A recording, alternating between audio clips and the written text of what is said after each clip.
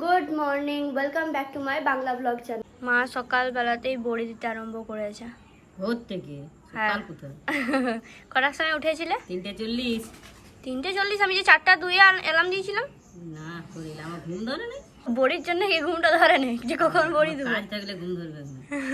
রে ওই তো একদিন দিয়া হয়ে গেছে কখন। তোমার বড়ির নাক কোথায় গো?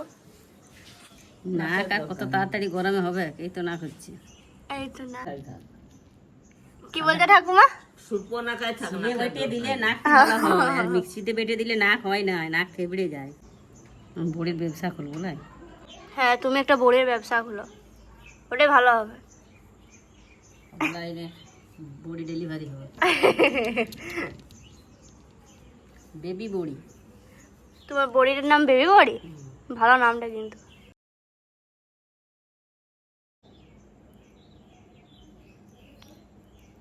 এখানে এক টিন দেওয়া হয়েছে। ও মা, এগুলো এখানে বের করে রোদের মধ্যে কি করছে? পিঁপড়ার জন্য সব রোদে দিতে হচ্ছে। 500 বাদাম 250 খেয়ে দিচ্ছে। কাজের কাজ করে। প্যাকেট ফুটা করে দিচ্ছে। আ দেখ কি সুন্দর বেরিয়েছে প্যাকেট। আ দেখ। দেখ, দেখতে পাচ্ছিস তো? ওইখানটা তো সুজি সুজি সুজি বার করছে, কি সুন্দর দানা দানা বার করছে, নিয়ে দিয়ে যাচ্ছে। ওদেরকেও তো খেতে হবে বলো। বটেই তো। পাউডারের প্যাকেট। তার জন্য রোদে নামিয়ে দিয়েছ।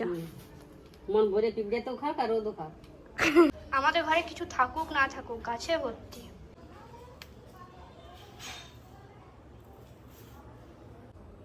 চারিদিকে গাছ। আগে এই গাছগুলো এইগুলো সব নিচেই নামানো ছিল। এখন যেহেতু প্রচন্ড গরম, তাই সাপের ভয় ইট দিয়ে পাটার উপরে উঠিয়ে দিয়েছে।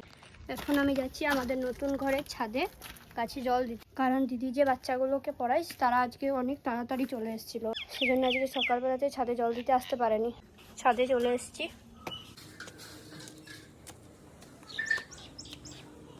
এটা হচ্ছে আমাদের ছাদ বাগান।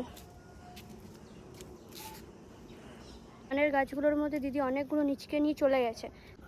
এখানে জল আনা আছে, এটাকে নিয়ে যাবো এবারে। আজ আমাদের জলখাবারের মেনু মুড়ি, তার সাথে আলু আর অর্ধেকটা চপ দিয়ে মেখেছি ভালো করে মুড়িটাকে, তার সাথে এই অর্ধেকটা চপ রেখেছি। আর এটা হচ্ছে তেলটা আমরা পান্তা ভাত দিয়ে খেয়ে শেষ করে দিচ্ছি নাকি দিদি? আর এই যে এটা কালকের কলাই সিদ্ধটা ছিল, রাত্রেবেলায় মা আবার বানিয়েছিল। গপুদের বিকেলের মেনুতে ছিল দই আর আম, ওটা সৃজি খেয়েছে, এটা বেটুরা খেয়েছে।